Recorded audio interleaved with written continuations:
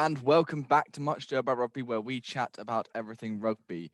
This week, we are continuing with our Rugby Around the World series, and today we have the movie film actor Ben Affleck on with us for a very exciting insight into New Zealand and possibly a bit of insight into Argentinian rugby, as I'm sure you'll notice by his jersey today. Ben, why don't you just give a quick introduction to yourself? Thank you so much for coming on, and just tell us a bit about you. Right, so my name's Ben Affleck, and as you can tell by the name, managed to get a bit of time off set to come film with you guys. COVID and all. Despite the top, I'm actually a Kiwi, lived here my whole life, 23 now, but yeah, I support Argentina, as you can see. Yeah, that's about me, really. I think that's what I'd like to start on. Why Argentina? Well, I grew up as a football fan, and obviously, Premier League's the big thing, so kind of used to supporting the team I don't necessarily have family ties to or anything. And I guess it's the same with rugby. My first real exposure was the '07 World Cup, and Argentina were amazing then. Latched onto them since then, and they've been my main team. Well, all the Felipe Contaponi and people like that inspired you. Yeah, I went back and watched a lot of the matches in the lockdown. Didn't realise quite how argy-bargy they were. Makes sense now looking at what they're like nowadays. But yeah, fair play. Yeah. So why don't you talk a little bit about your experience with rugby and possibly what level you've played and how you've kind of grown up with the game in New Zealand. Yeah. So I don't know what level you guys have played to, but I've only ever really played social rugby, which it's all I've always taken it for, just a bit of fun, playing around with your mates. I didn't play until I was year 8, so that's about 12 or 13. Yeah, same here. And I played right throughout high school, so finished up when I was 17 or 18. Then decided I was a bit too small, went back to soccer for now, but yeah, maybe we'll go back in a year or so. Yeah. We'll see. Well, that's quite cool. But so it's mainly just like a watching rugby kind of vibe.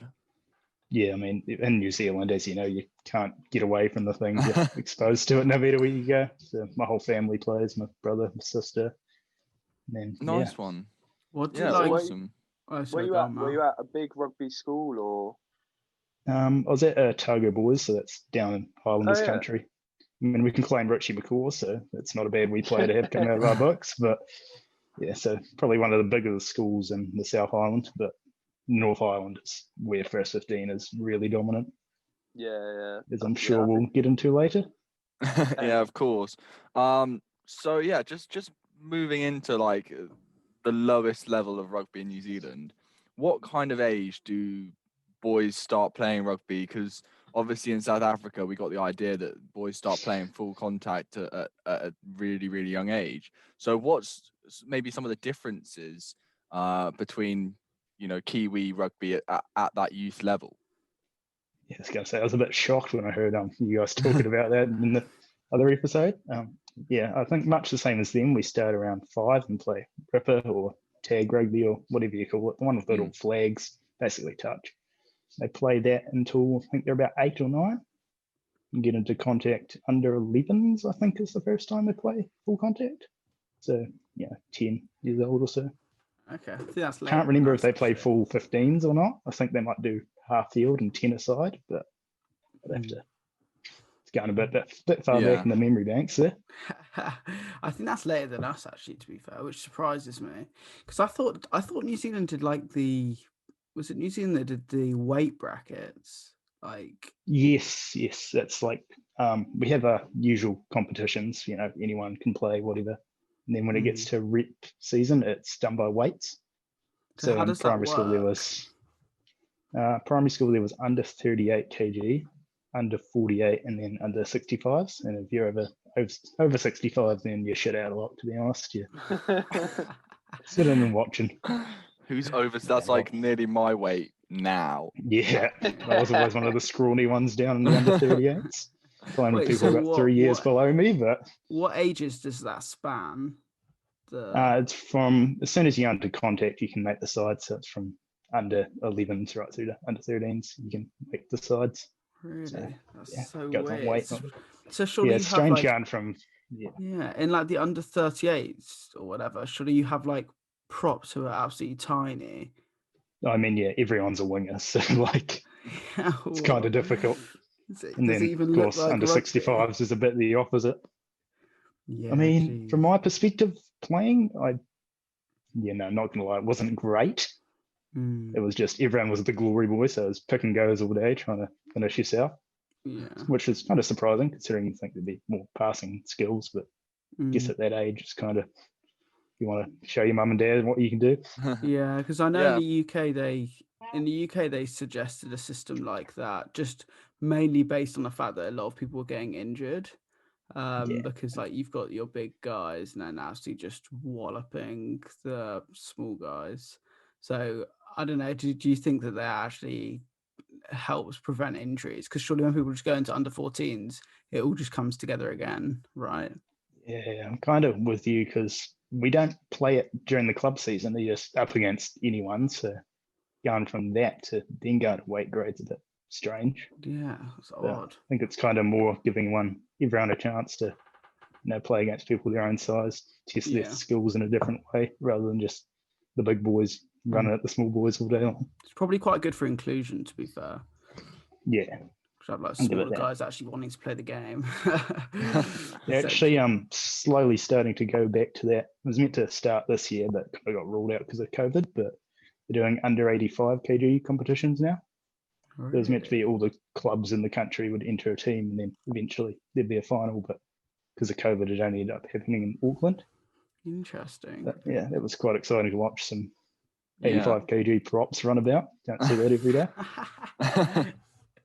Yeah, so obviously talking about how schoolboy rugby like and the development there in New Zealand, we always, I guess, have this vision of New Zealand being able to pass the ball, whether you're a number one prop, a number 7 flanker, or Bowden Barrett.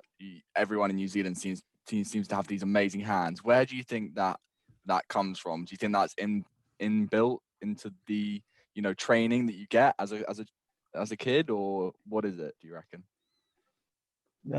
Can't speak so much for the higher levels because I only ever really watched or chatted to people about that. But I guess not going full contact straight away gets you a chance to have to develop more passing and spatial awareness skills rather than just naturally being bigger than the other guys.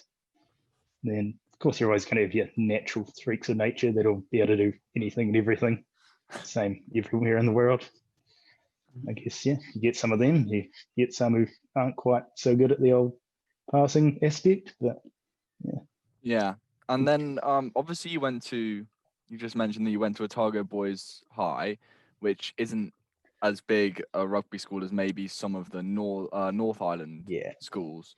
So we know, I mean, two of us sitting on the call today have been to New Zealand, and we kind of have an idea of what schoolboy rugby's like.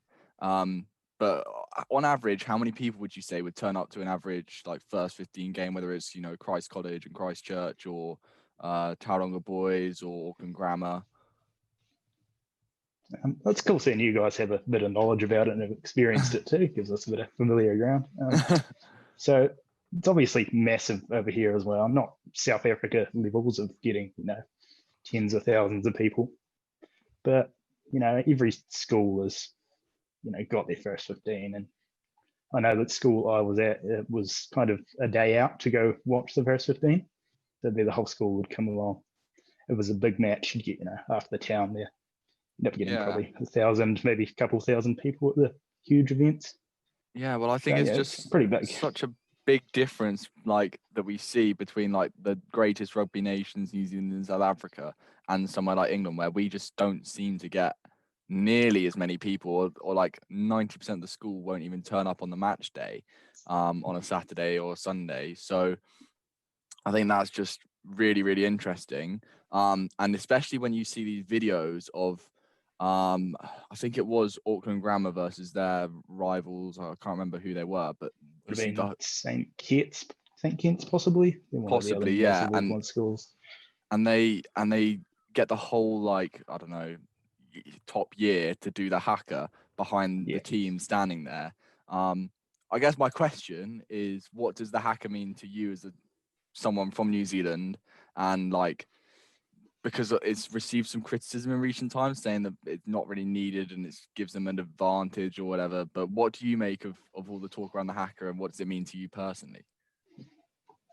I mean, obviously the haka it's not just a little act we do, it's part of New Zealand culture. The Māori are indigenous people, and it's a war dance for them. So it's been around for ages and ages, way before it was introduced into rugby.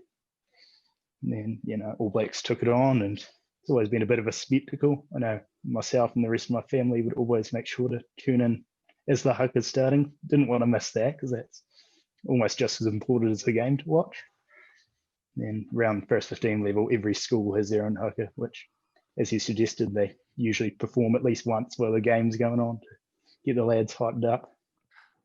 They actually have like awards for it as well. I remember one year I got nominated for I don't even know what it was, haka of the year or something. So that's pretty cool to get. Yeah. And obviously outside of rugby, you got like your kappa haka and all those sort of competitions. So it's a pretty big rut from primary school all the way up to adulthood. Yeah. Wow. Yeah. I guess it's just like amazing seeing these. I mean, because when we played Tauranga Boys College, we got the haka performed for us by the opposite team. We were playing second 11 at that point. Second 11, second 15. Sorry, my brain's still in football mode after yesterday's all the Premier League games. But no, because we've actually had it performed to us, and I think anyone that thinks that it's just some sort of dance really needs to probably go to New Zealand and witness it for themselves, because we obviously did tours of Marais and all the different cultural aspects of New Zealand. It's just basically bringing that into the thing that Kiwi people seem to love most, and that's rugby. So I think it's great, and it's obviously, Ben, I think most people would think like you do on this and think that it is a spectacle and it is something great in the game that is special to New Zealand, and that we should definitely keep it going. But I guess let's move into some proper rugby. Let's talk about, Ben, I know you're keen on the ITM Cup or the Mighty 10 Cup, or I don't know what it's called nowadays, but whatever sponsor you're having this year, Cup. Yeah, so can you tell us a bit about what's been going on there this season? I know it's finished quite recently, and I don't actually know who won. It's honestly one of the only leagues I don't really follow. So what's going on there? I can understand why you don't follow it, because there's a load of games on every other day, so it gets hard to keep up with. So the final this year, basically there's two divisions. There's the championship and the premiership. And then much like football, any other league, the bottom team goes down and the top team comes up. The top league, the premiership final, was Auckland and Tasman, which Tasman has been a class above the last few years, to be honest. They're basically the Crusaders, but in a slightly different coloured jersey. So they won it again this year. Although Auckland were actually really good. They were top dogs pretty much all season long, and then pipped at the post, so unlucky for them. Bit of a scrappy final, to be honest, but yeah, was what it was. And does the Mighty 10 Cup get, or the ITM Cup, or whatever, like you say, whatever sponsor it is, do they get a lot of like viewership from fans? Or because I don't know, seeing some of the games on TV whilst in New Zealand, it didn't really seem like a lot of them had loads of fans there. It almost seemed like a South African Super Rugby game almost in the amount of people. But what's the kind of feeling towards the game or that competition from fans? It's hard to argue with you there. Like, the crowd numbers generally aren't great. I know the Targo team, they usually have half a stand open for their games, or one stand open, because you can't justify having the whole stadium. And I know for the final that just happened, they gave free entry, obviously just to try to boost the numbers up a bit more. Free entry. What? Don't see that from Auckland every day. I would have gone, mate. What? Yeah, that's pretty would have been a bargain. Just pay for the flights. Quarantine for 2 weeks, you'll be sweet. Just a quick £1,000 for a return flight to New Zealand, and then A free ticket, £1,000 flight. Can I just ask on, because for those people listening who probably don't really know what like Might of whatever ITM actually is, could you just sort of give an overview what it is in relation to Super Rugby? And I'm also interested in the like how Super Rugby players can play in the cup, because I've seen some playing in it, and how does that like crossover work? Yeah, no, that's a fair question. It all gets pretty jumbly with, All Blacks coming in and out and people turning out for different provinces and they do in Super Rugby, and it's all a bit higgledy-piggledy. So basically, Super Rugby is the professional competition. So that's where you get paid the higher wages. There's 5 of the teams in there, as most people I'm sure know. And then ITM Cup, or Mitre 10 Cup as it's now called, is the step down from that. So it's professional slash, they're paid slightly semi-professional, used to be, but it's moved up to professional now. There's 14 provinces, I want to say, compete in that. I'm sure someone will correct me if I'm wrong. And yeah, so basically, and then if you go a step below that even further, the rest of the provinces play in something called the Heartland Championship, which is like the peak of club level, sort of. So Okay, and how big is the club game there? Does kind of everyone play for a local club, or does is how big is rugby in New Zealand? I guess, is it like everyone plays, or is it just everyone watches the All Blacks and that's kind of as far as it goes for most people? everyone's exposed to it, obviously, because it's massive, but I would have to double check, but I don't think it's actually near the top of the most played. I'm pretty sure football's got the most numbers. Then basketball and netball are right up there as well. Obviously, rugby's massive too, but like it's not as dominant as you'd think. And yeah, For real, that's super interesting, because obviously we see New Zealand as being this massive rugby nation, and when you hear something like football is actually equally as played, or possibly even more played than rugby, then it's kind of surprising, I guess, to someone from England who has this view of New Zealand. But yeah, just going back to Super Rugby, how often do you personally go and watch like the Highlanders in Dunedin, or anything like that, or get the opportunity to watch it? And how much would it cost to go see a game? so yeah, it's a good question. I don't live far away from the stadium, so my family live down about an hour away from Dunedin, and I've been at high school and university there for past however many years. So it's only really been a short walk down the road to go. And I mean, it's like, do you know what the zoo is? Hell yeah, I know what the zoo is. Yeah, that's the yeah. end with all the So students, isn't it? that's pretty cheap to go to, only like 10, $20. So you can quite often find a free ticket. And if you got to ever go in there, you'd soon find out why it's so cheap, because, you're standing up, basically shouting and drinking piss the whole game. So certainly an atmosphere. Feel sorry for the parents that end up in there, but What was that, Mal? What's it been like, especially coming back from COVID? Because obviously you've got very like little restrictions down in New Zealand. And like I think even in like some of the Super Rugby games, we were seeing like packed out stadiums. So has it been pretty? Has it been pretty like hectic in terms of like rugby? Have there been a lot more fans than you usually see? it feels kind of weird or bad to say it, but COVID's almost been a blessing for Super Rugby here, because the numbers weren't overly flash before lockdown. And then once it hit, and obviously we were deprived of rugby for a while, and then ended up being New Zealand derbies each week with Super Rugby Aotearoa. It just, the numbers boosted massively. It's almost packed out stands every game, which is awesome to see. Yeah, it seriously is good to see, to be honest. Like we, obviously being down here or up here in the UK, COVID's obviously hit us quite bad, and we've only just had the first few people get let back into stadiums, and it's only a maximum of 2,000 people. So you got to imagine all those people wanted to watch Premier League games and Premiership games, only just being let in, and international rugby. But they're not letting people watch international rugby still, because there's no internationals anymore. But we will come on to that, I'm sure, in a second. But I guess Actually, let's come on to it now because I guess what I would like to talk about with you, Ben Affleck, first is the Argentina-Australia game that happened as the last game of the Tri Nations. Did you watch it? Oh, of course, I watched it. Almost regret watching it with how frustrating it was at times, but you know. Yeah, so it finished 16-all. Argentina scored actually probably one of the nicest tries I've ever seen. Oh yeah, Yeah, unreal. what do you make of it?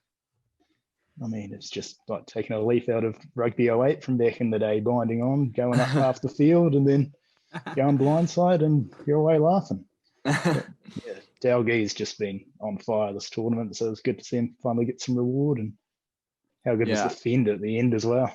Oh, so nice, so nice. He just sprung. It was almost like his hand was a spring, and he just sprung off him, didn't he? What about Australia? I think. What did you make of Reece Hodges' penalty miss at the end?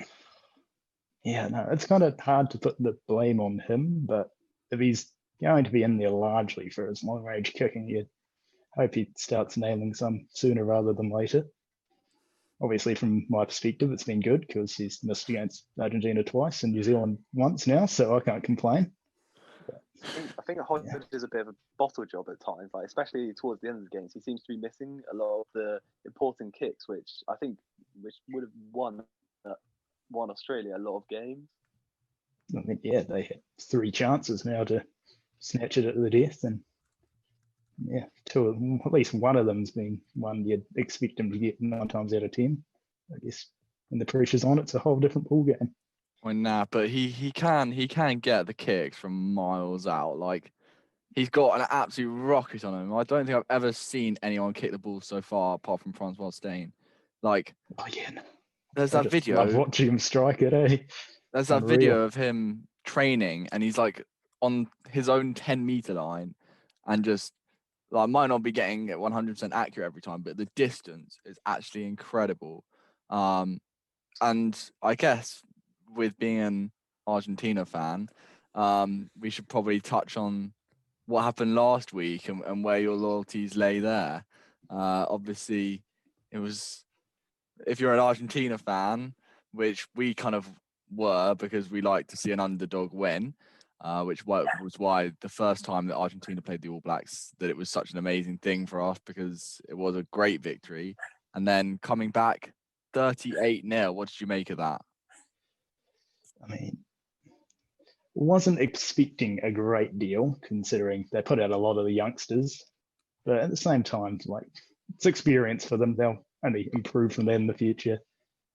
And being a Kiwi, I can't be too mad at New Zealand getting a win. Obviously, we got a away the week before, but who in that game, who do you prefer to see win? No, I'm always Argentina over New Zealand. I'll support New Zealand in every other game they're playing except Argentina. But really, that doesn't Argentina, make any New Zealand's sense. my favourite fixture. That doesn't make any sense to me, mate. Nah, so jammy because yeah, you guarantee win basically with New Zealand, and then you have a bit of fun with Argentina on the side. When... oh, yeah, no, don't worry. I've got a lot of stick from it over the years. Having my mates round to be watching the fixture, and yeah, you deserve Argentina it, are opening the scoring or something, and I'll be the only one cheering. Don't mind it though. Nah, man, come on.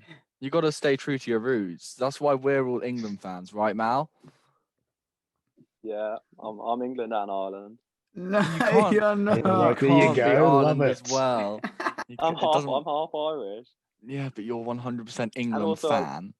Yeah, but I love triggering you, because anytime Ireland play, I just like literally. I wasn't even watching the game yesterday. I was just going, oh yeah, it sounds like Ireland are playing really, really well, and you were like, oh, no, they're not. It's only because they got a yellow card. It is. It actually was. Can we move on to that now? The Nations Cup, because Yeah. it was actually quite. I don't know. I don't think Ireland played particularly well. I think Scotland should have won, but somehow the scoreline flatters Ireland a little bit as per usual, like it did in Ireland's 32-9 point win over Wales the other day. And Ireland are bad, okay, guys. Anyone that thinks that Ireland are okay is just wrong, because Yeah, they're in a phase of building, but they've apparently been in this phase of building since beating the All Blacks for however long ago it was on Soldier Fields in Chicago. No, they've been building. They've been building since their poor performance in the World Cup. Trust me. Well, why did they Pretty not bad, build? I think. Why did they not build before the World Cup like every other team did? I don't know, because that was stupid. They like should have. Let's be honest. They should have really been playing their 2018 a year later and been like getting to the final of the World Cup. It like considering they beat the All Blacks, I think they went like unbeaten in 2018. If they had just carried that on for a year or something to the World Cup, then they would have been doing bits, but obviously not. So and like they got smashed by England in the pre-game, and then they got exposed by England. Mal, what do you think of this whole like Johnny Sexton and people asking him to retire before the World Cup? Because I know he put like a tweet out or something that essentially he was like, yeah, I can carry on to 38, like, or whatever, to the World Cup. It's time to go. Yeah, and he was like, some people were telling him to retire. Yeah, I have seen it. I've seen that. I think a lot of the time, like he is the best fly half at the moment because they don't like. Obviously, Billy Burns is like been alright. I think they got Ross Byrne as well. Yeah, Ross Byrne's really good. Yeah, Matt. Joey Carberry when he's fit. Yeah, Joey Carberry's injured. Like he's actually pretty sick, but I think he's got really really bad injury. Like I think he's gonna be out for a while. So it seems a bit silly just for him to retire at the moment. Like I think he's good to have in the squad as well while they're building. But, no one cares about Ireland, man. Yeah. Bin, what do you think of Ireland? I mean, love seeing the Kiwis run out for them. That's about the only thing I can say I enjoy about Ireland. Yeah, run out to 100% beat them, apart from that one time. Like, no, it didn't happen. Yes, you gotta say Ireland have been very average, as of thank you. a lot of the nations over there. Yeah. Wait, I just don't understand why you would play. Why would you play Johnny Sexton in a game that means absolutely nothing? Why would you not just play someone who you can actually give international experience to? Because Johnny Sexton's the captain, and he just goes, "I want to play this one."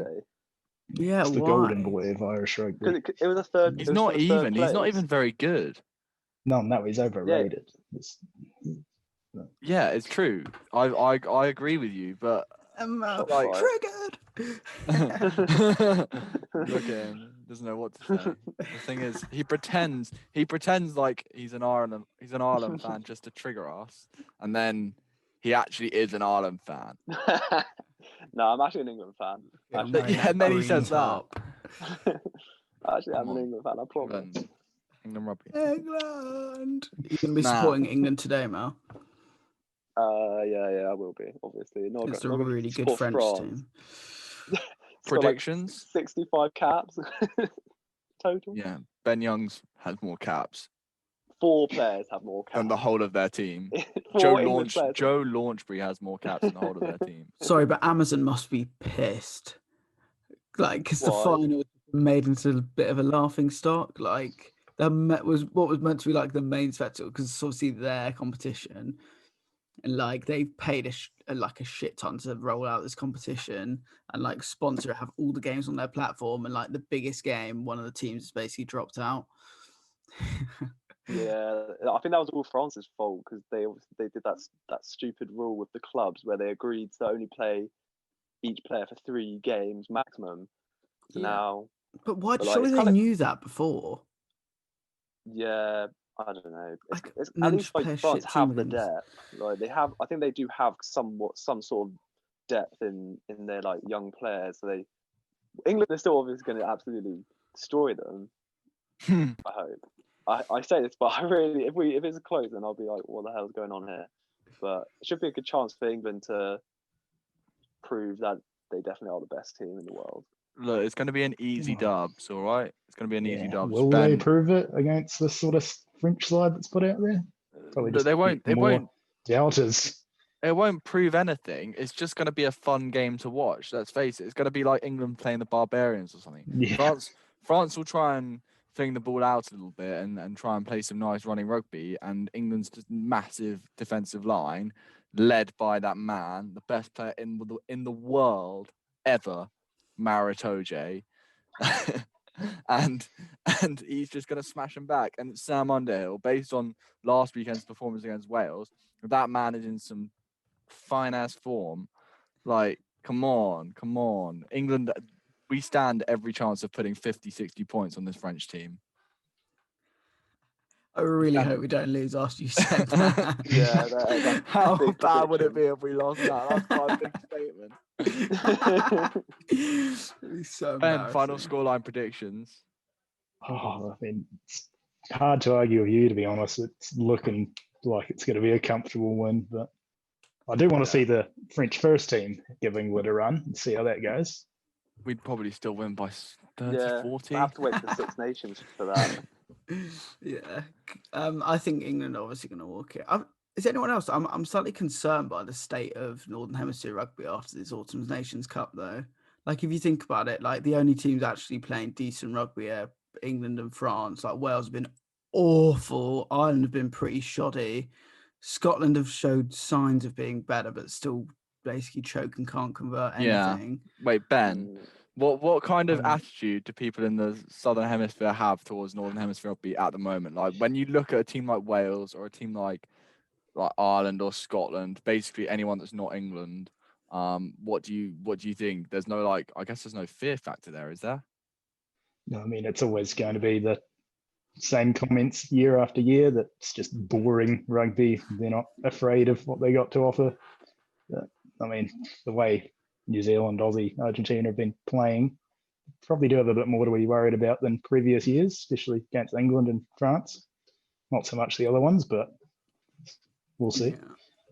Ireland who- definitely the most boring. No, they're not. No, they're not. Yeah, it's literally Wales like are the most boring. Wales are the Leinster most boring. replicated. No, Leinster in that's the thing. green They're not even jerseys. Leinster replicate. If they were Leinster replicate, they'd be actually good. They'd be winning the whole time.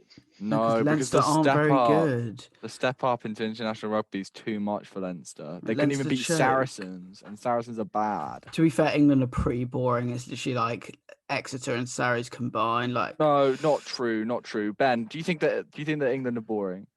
Oh, absolutely. But if it works, I can't argue with it. I'm we are sorry, pretty no. boring.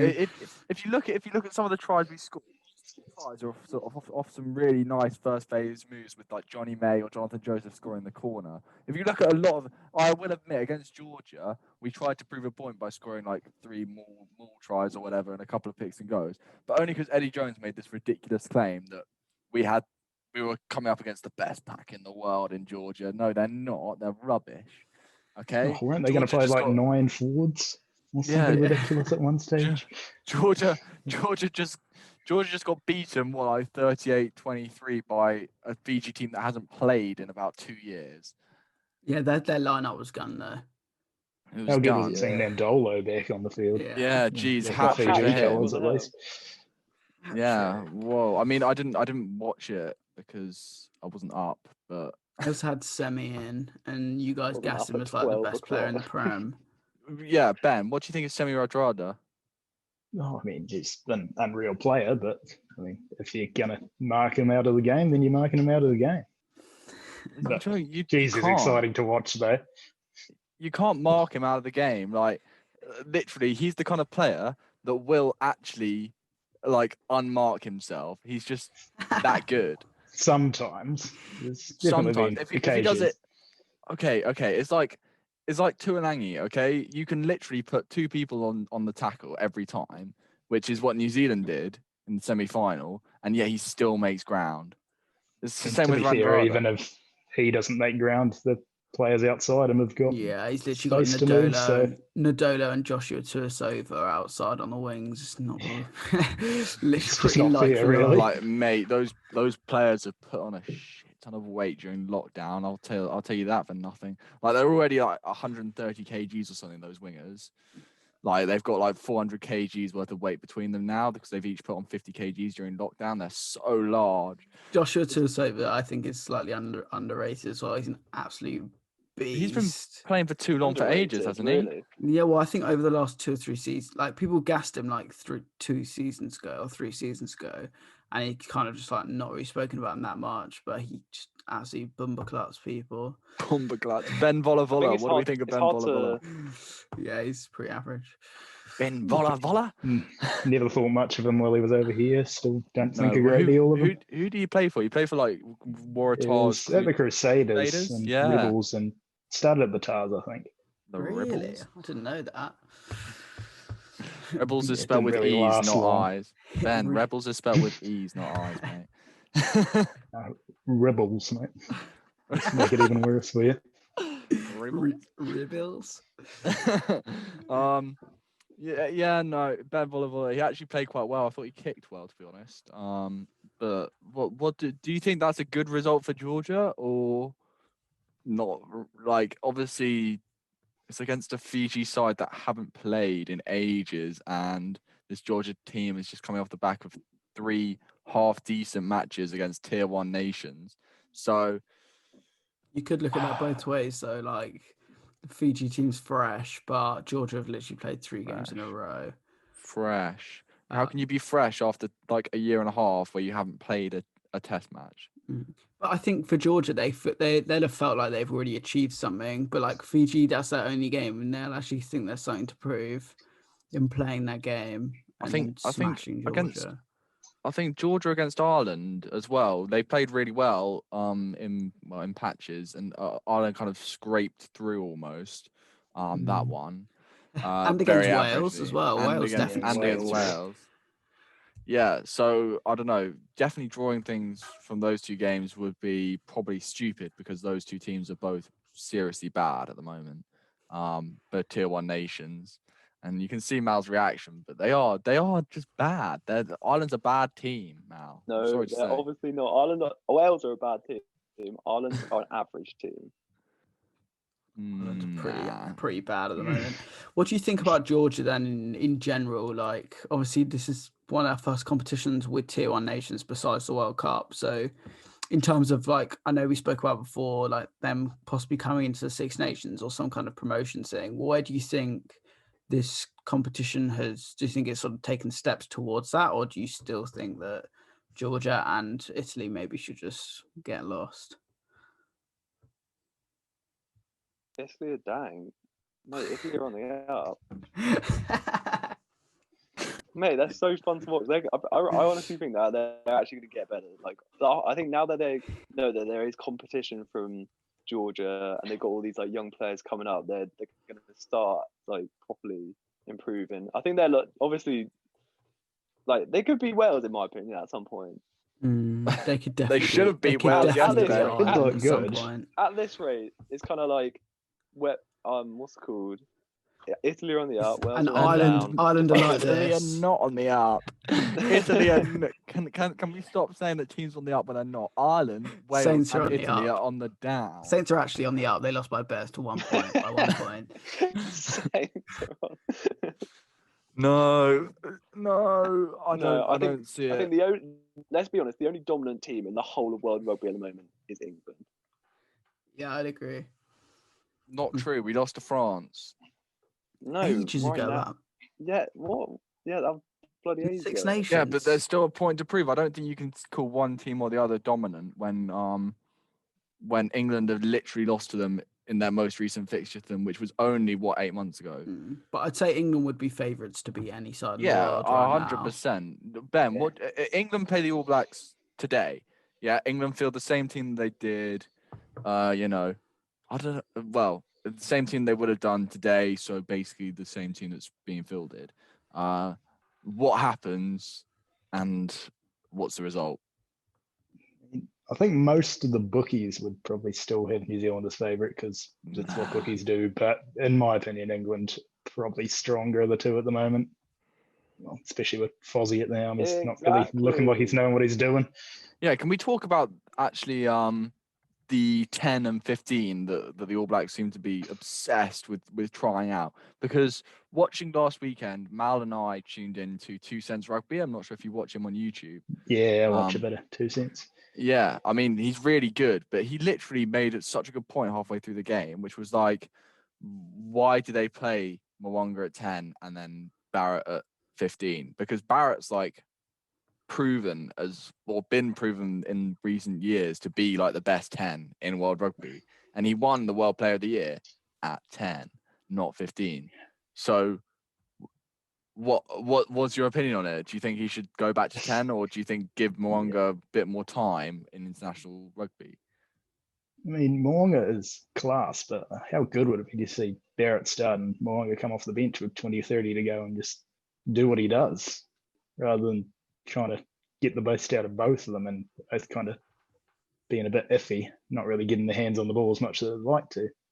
Just go back to what's worked in the past. Get a fullback in there.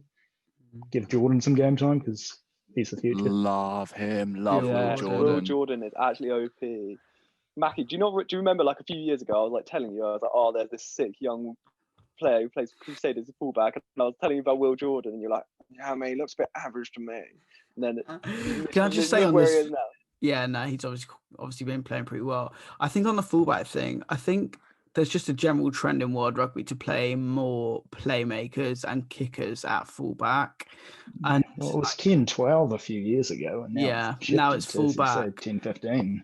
Yeah, but I think you can see why, and I think it's because there's a trend to kick the ball. Like England, that's what England do so well with Daly at 15. He just gets into that 13 channel and just like buries them into their own half because That's a he lie. Multiple times, Daly kicks out on the full, and we end up going back 50 meters. No, but that's not like in general. Like you can see him picking up, getting it on the 13 channel. Winger comes up, grabber it through. Johnny May runs through and scores. They should score like that way so many times. Yeah, it's a tactic, but like, But that's honestly, why they have Daly. That's why they have a if we're playmaking not- 15, Ed, so that they can actually, so that they have like that extra dimension of play.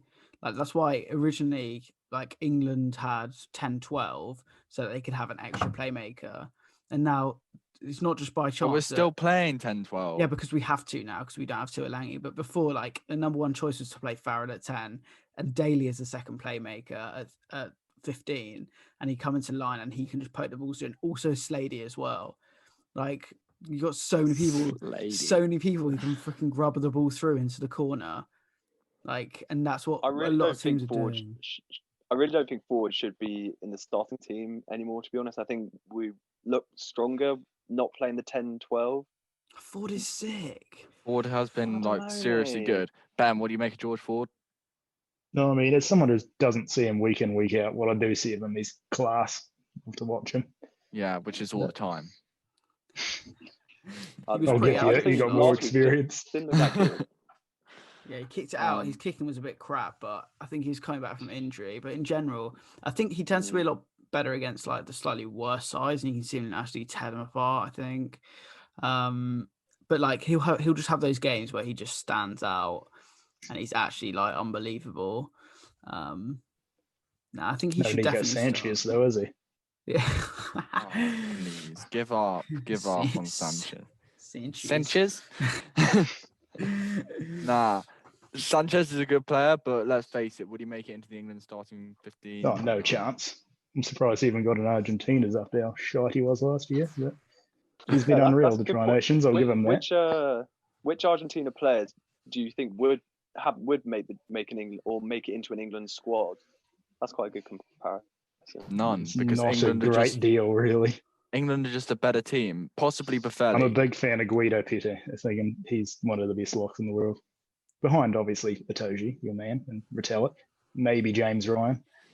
No, he's rubbish. Not James Ryan. You can't actually say that he's good anymore. He had one good season, and now he's just like become that average Paul O'Connell, not even that good. Occasionally takes a line out. Occasionally makes a tackle. Might carries really averagely though. Like Itoje is just 10 times better. Itoje is actually unbeatable. Yeah, Itoje is on top. Retallick's still on top. No. You wait till Retallick comes back. And No, he's not. I Itoje is a million actually times better think than Retallick's scary. Retallick's like No, mate. if Retallick was playing at the Itoje. moment, it would be close, but he's not really playing, so yeah, no, Itoje's class. I'll give him that. One of the few England players I can give respect to. few. Come on. Who's the most exciting England player other than Itoje and from your point of view? I do love Anthony Watson. He hasn't done anything in ages. Oh, but he's just when he's on form, though, he's unreal. Yeah, He hasn't been on form for the last Who else? 3 years. And Yeah, he was obviously sick the in the two World Cup. flankers, Underhill and Carrier, both monsters. Oh, mate, you do not know how it feels to watch them play. I actually get gassed every time I see Underhill make a tackle. I can't quite believe how good he is at tackling. Like one of the commentators last weekend said, like his arms are literally 90% bicep. It's hard to argue. I was like, yes, they are, but somehow he still manages to put a shoulder in for every hit and just hit people back. Like, I just get gassed for England really way too easily. Just love England. Can't wait to see them play later. Obviously, at the time this episode's released, we will have seen the game and we will know the result. And if France haven't lost by 60 points, then I'll be extremely embarrassed. But obviously, we've spoken for a while now, so I think it's probably time that I mention our socials. We're available on Spotify, Apple Podcasts, and obviously YouTube, so you can see our beautiful faces. Look at me and see Ben's beautiful face and his beautiful Argentinian shirt. And we are obviously on Instagram and Facebook as well, so go and check us out on them. And I think that's about all we have time for today. So thank you very much, Ben, for coming on. It's been an absolute pleasure having you. Thanks for having me, guys. It's been great chatting. Great meeting you all. Yeah, absolutely no worries, mate. And feel free to stay in touch, and we'll have you on anytime you like in the future. Yeah. Oh, absolutely. All right, mate. Thank you so much again. But yeah, next week we have another guest adding to our Around the World, Rugby Around the World series. His name's Joe, and he's going to chat to us a bit about Welsh rugby. So that should be interesting. Also, the weekend after that, we're going to be chatting about Christmas and rugby and do a little Christmassy themed episode. So lots to look forward to in the coming weeks. And that's about all we have time for. So thank you very much for listening. Bye-bye.